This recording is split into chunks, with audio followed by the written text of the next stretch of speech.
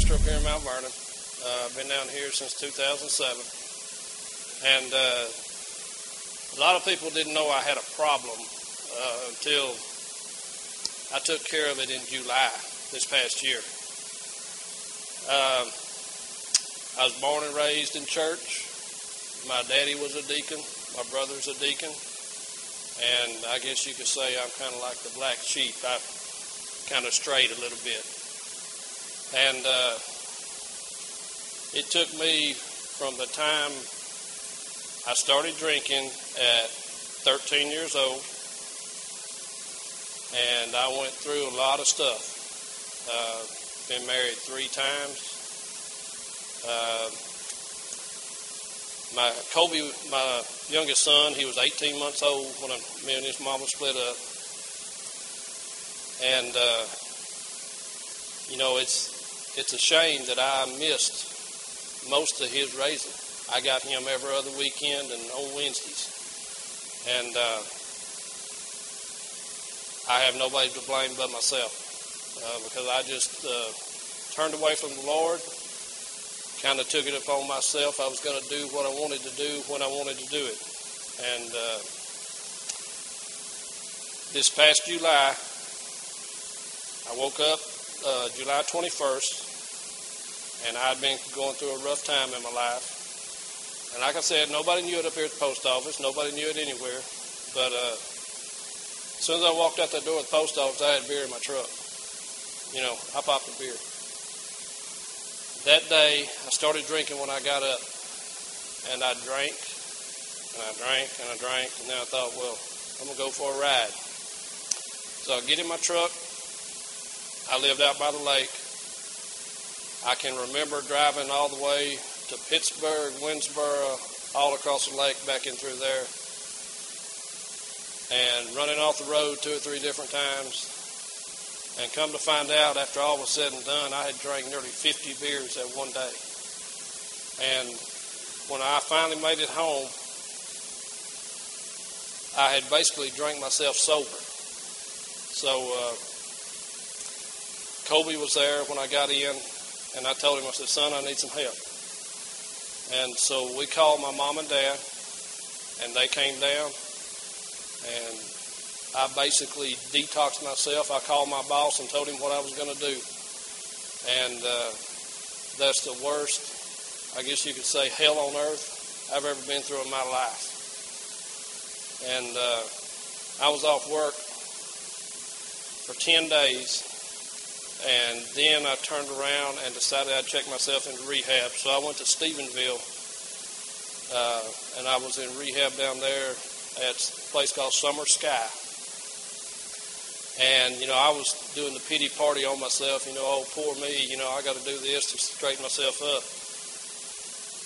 I thought I was bad. I hadn't seen nothing until I got out there. I mean, that is an eye-opening experience to see what some of the boys and men and women are going through. But I went down there August 2nd, and I stayed through August 28th. And I seen people that was on heroin, you name it, they were down there. But while I was there, First Baptist Church of Stephenville, the lady that was there that used to own Summer Sky was a member of the First Baptist Church of Stephenville. And she made sure that the patients there had the opportunity to go to church if they wanted to. Well, that was a stipulation she put on the new owners of the building there. And one of the deacons came, and we had Bible study there at the church, there at the building. And I went religiously. Just every time it was open, I went. And I rededicated my life to the Lord right there in the rehab place. And give you an example of what some of these boys were going through. My roommate, we all had roommates. My roommate was 58 years old. He had been a heroin addict before time. And he had been clean for 28 years. and he had just retired from a job, got to running around with some of his old buddies, hooked him right back. While he was running around,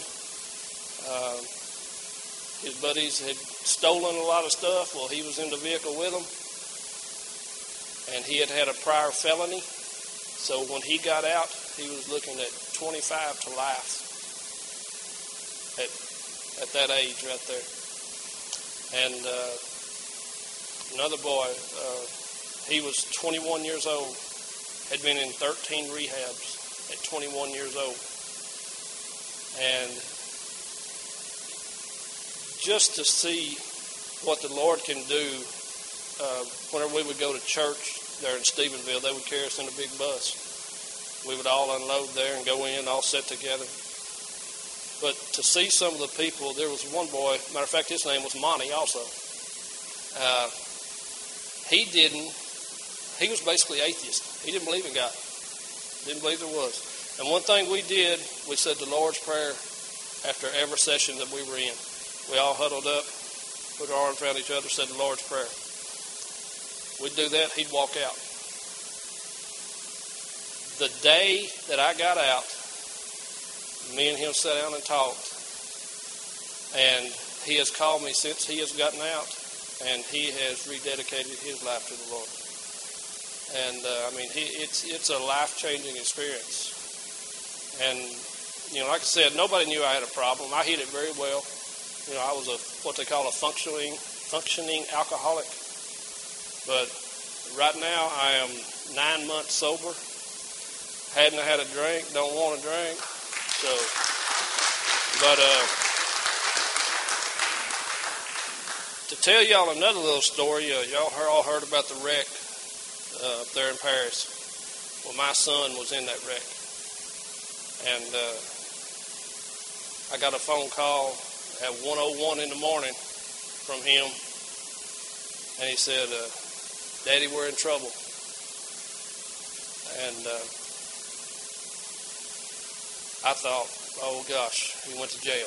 That was my first thing right there. And then he said, we wrecked. And then all he could say was, they're dead, they're dead, they're dead. And I didn't know who, what, where, when, how, anything. And it just so happened someone had stopped there, and he took the phone and he said, Mr. White, there's 3 deceased right now. He said, but your son's okay. Kobe was sitting in the back passenger seat of that vehicle. And it rolled at least 8 times. He wound up with a knot on his head, concussion, and a bruised up wrist, and some scratches. About 30 seconds before they rolled, he put his seatbelt on. He said he don't know why. He said he just had a feeling. He reached and grabbed his seatbelt. We were going to see Josh over at Plano last Wednesday, or a week ago Wednesday. The trooper calls Kobe and asked him, he said, you had your seatbelt on, right? Kobe said, yes, sir. He said, your seatbelt's still buckled in the back seat. The vehicle was upside down. All of his weight was on the belt. He said, the only way to get loose from that is usually to be cut out. He said, how'd you get out? Kobe said, I don't know. I don't remember. Had to be the good Lord there with him. So, but, I'm not going to take up any more of y'all's time. Kobe's doing okay. Josh is doing a lot better. John out, he's doing okay. But keep them in your prayers because they've seen a lot of stuff an 18-year-old shouldn't see. Kobe asked me, he said, Daddy, you ever seen anybody die? I said, no. He said, well, I did. I watched Bailey take her last breath. And, that's eating on them pretty good right there. So if y'all would, y'all keep them in your prayers, and thank y'all for your time.